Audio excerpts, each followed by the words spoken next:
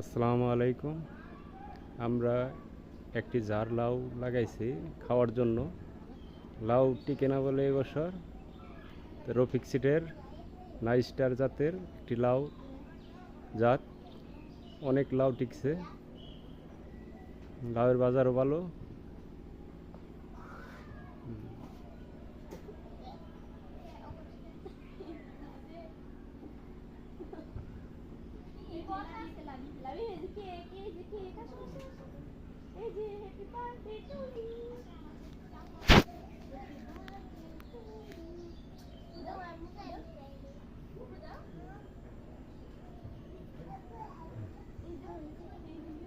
একটা জার